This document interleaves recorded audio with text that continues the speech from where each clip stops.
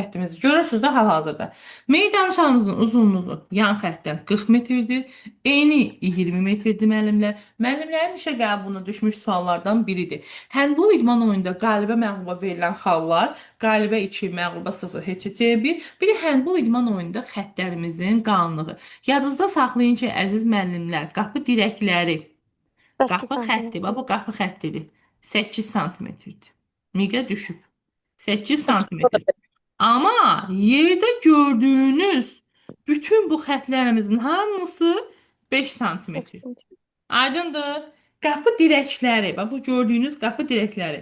Qapı xətti nə qədərdir? 8 santimetr. Amma yerdə gördüyünüz qalan bütün xətlərimizin qalınlığı isə müəllimlər 5 santimetrdir. Həndbol idman oyununda birinci hissədə top oyuna mərkəzdən daxil edilir. Mərkəzdən hakim fitindən sonra 3 saniyə ərzində top oyuna daxil edilməlidir. Mərkəzdən qaydamız nədir müəllimlər? Mərkəzdən top oyuna nə zaman daxil edilir?